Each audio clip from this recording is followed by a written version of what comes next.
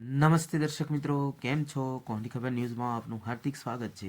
સરદારના સાનિધ્યમાં એકતાનગરના આંગણે આંતરરાષ્ટ્રીય પતંગ મહોત્સવ 2025નો આકાશમાં રંગબેરંગી પતંગ ઉડાનથી શાનદાર પ્રારંભ. 40 વિદેશ પતંગ રસિકો એકતાનગરના આંગણે પ્રાકૃતિક વાતાવરણમાં એક ભારત શ્રેષ્ઠ ભારત સાથે ભાઈચારાના દર્શન કરાવ્યા. આંતરરાષ્ટ્રીય પતંગ ઉત્સવને સફળ બનાવવા ગુજરાત પ્રવાસ નિગમ લિમિટેડ અને જિલ્લા વહીવટીતંત્ર નર્મદાના સંયુક્ત ઉપક્રમે 11થી 14 જાન્યુઆરી સુધી રાજ્યમાં કાર્યક્રમનું આયોજન કરવામાં આવ્યું. તેના ભાગરૂપે Sardar Sarovar dam view point 1 ખાતે જિલ્લા પંચાયતના પ્રમુખ શ્રી ભીમસિંહભાઈ તડવી અને ધારાસભ્યશ્રીની ઉપસ્થિતિમાં આકાશમાં તિરંગા ફુગ્ગા ઉડાડી પ્રારંભ. આ તબક્કે સ્વામી વિવેકાનંદની 162મી જન્મ જયંતિ યુવા દિવસ તરીકે મનાવાય છે. પતંગની ઊંચી ઉડાનની જેમ ગુજરાતના વિકાસની સાથે નર્મદા જિલ્લો પણ સિદ્ધિઓ મેળવી દેશની પ્રગતિમાં યોગદાન આપી આગળ વધે એવી શુભકામના પાઠવતા ધારાસભ્ય શ્રી દર્શનાબેન દેશમુખ. સરદારના સાનિધ્યમાં રેવાના તીરે નર્મદા જિલ્લાના એકતાનગર ડેમ વ્યૂ પોઈન્ટ 1 ખાતે આંતરરાષ્ટ્રીય પતંગ મહોત્સવ 2025ની શાનદાર ઉજવણી કરવામાં આવી હતી. આંતરરાષ્ટ્રીય પતંગ ઉત્સવમાં પધારેલા પતંગ રસિકો પોતાના અનુભવો વર્ણવી રહ્યા છે. તે સૌ આપણે સાંભળીએ અને તેઓ શું કહી રહ્યા છે તે જોઈએ. My name is Anastasia. I'm from Ukraine. I am in India the first time. I'm so happy to be here and so happy to meet our people there. I'm so happy to meet you. Your country is so friendly to me. Thank you for inviting. This festival really big and I'm so happy to be here. Thank you. Hello people, my name Natalie, I'm from Ukraine. It's my 9th visit in India, but first time in this wonderful place.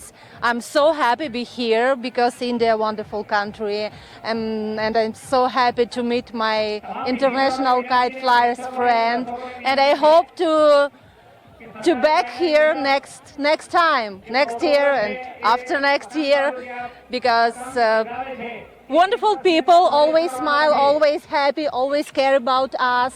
It's wonderful organized Gujarat tourism. Thank you so much. So thank you so much for everything. I'm so happy to be here. I'm so thanks Mr. Modi. He's come to Ukraine and talk with my president Zelensky. Many thanks. It's wonderful person. Thank you Mr. Modi. मेरा नाम मुरारी मोहन शर्मा है. मैं बिहार का retired magistrate हूँ और ये पतंगबाजी मैं पिछले 10 साल से कर रहा हूँ और 8 साल से यहाँ आ रहा हूँ.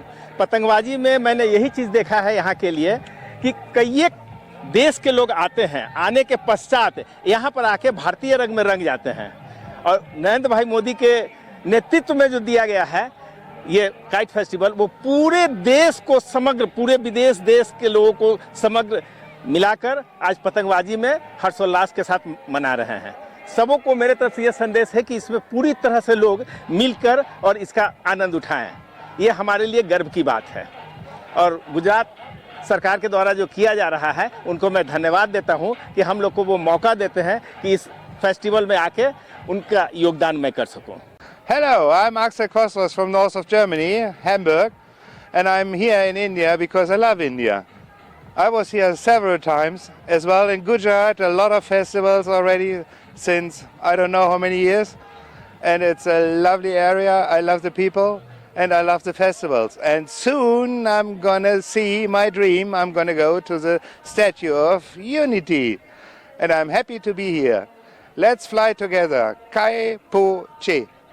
ગુજરાત રાજ્યમાં નર્મદા જિલ્લામાં એકતાનગર ખાતે ડેમ વ્યૂ પોઈન્ટ ઉપર તારીખ 11થી 14 જાન્યુઆરી સુધી આંતરરાષ્ટ્રીય પતંગ મહોત્સવનું આયોજન કરવામાં આવ્યું છે.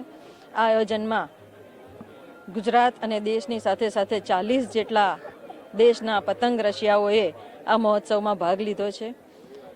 1989માંથી ગુજરાતમાં આંતરરાષ્ટ્રીય પતંગ મહોત્સવનું આયોજન થયું.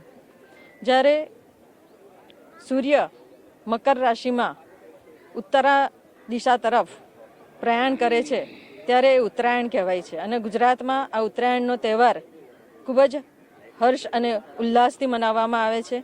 એની સાથે ધાર્મિક સાંસ્કૃતિક એક મહત્ત્વ પણ જોડાયેલું છે. ઉત્તરાયણના દિવસે અનેક પતંગ રશિયાઓ પોતાની પતંગ આકાશમાં ચડાવે છે ત્યારે કાઈપો છે ના નારા સાથે આખું ગગન ભરાઈ જાય છે અને લોકો હર્ષોલ્લાસથી પતંગોત્સવ મનાવે છે. પણ પતંગોત્સવની આ ઇતિહાસ ખૂબ જૂનો છે. રાજા મહારાજાઓના સમયથી પતંગો ઉડાવવાનું ચાલ્યું આવ્યું છે અને આજે ગુજરાત નહીં પરંતુ દેશભરમાં વિશ્વભરમાં પણ પતંગોત્સવ કરવામાં આવે છે.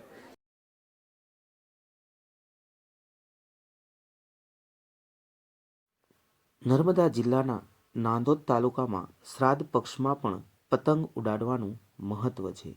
આવો રિવાજ બીજે કોઈ પણ જગ્યાએ નથી. આ ફક્ત નર્મદામાં જ છે.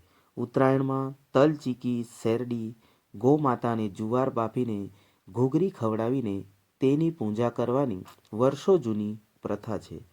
સૂર્ય દક્ષિણમાંથી ઉત્તર દિશામાં પ્રયાણ કરે છે, તેથી તેને ઉત્તરાયણ કે મકર સંક્રાંતિ કહેવામાં આવે છે. વિદેશથી પધારેલા 40 પતંગ રસિકો Argentina, Australia, Belgium, Brazil, Bulgaria, Cambodia, Canada, Chile, Costa Rica, Estonia, Germany, Japan, Ukraine અને ભારત દેશના જુદા જુદા રાજ્યના બિહાર, દિલ્હી, કેરળ અને કર્ણાટકના પતંગબાજો પણ રેવાના તીરે ઉત્તરાયણ પર્વમાં સહભાગી બની આનંદ ઉલ્લાસ સાથે ઝૂમી ઉઠ્યા હતા.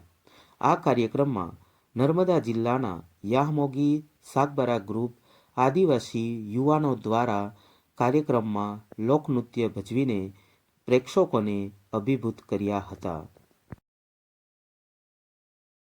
આંતરરાષ્ટ્રીય પતંગ મહોત્સવમાં જિલ્લા વિકાસ અધિકારી શ્રી અંકિત પન્નુ, અધિક નિવાસી કલેક્ટર શ્રી CK ઉધાળ, એસોયના અધિક કલેક્ટર શ્રી નારાયણ માધુ, જિલ્લા પંચાયત શિક્ષણ સમિતિના ચેરમેન સંગીતાબેન તડવી, રાજપીપળા શહેર અગ્રણી શ્રી રવિભાઈ દેશમુખ, તાલુકાના અગ્રણી અજયભાઈ તડવી, પ્રાંત અધિકારી શ્રી કિશનદાન ગઢવી, જિલ્લા પુરવઠા અધિકારી શ્રી દરજી, પ્રોટોકોલ નાયબ કલેક્ટર શ્રી NF વસાવા, નાયબ માહિતી નિયામક શ્રી અરવિંદભાઈ મછાર, જિલ્લા રમત વિકાસ અધિકારી શ્રી દિનેશભાઈ ભીલ, યુવા રમત ગમત અધિકારી શ્રી દિલીપભાઈ દેસાઈ, જિલ્લા વહીવટી તંત્ર અને એસઓયુના અધિકારીઓ, કર્મચારીઓ સહિત સુરક્ષા કર્મીઓ, જુદી જુદી શાળાઓમાં વિદ્યાર્થીઓ તેમજ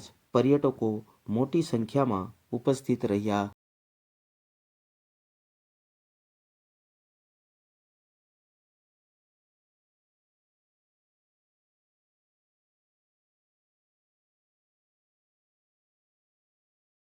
આવા જ માહિતીસભર વિડીયો જોવા કોહની ખબર ન્યૂઝને લાઇક, સબસ્ક્રાઇબ અને કોમેન્ટ કરવા વિનંતી છે. આપનો ખૂબ ખૂબ આભાર.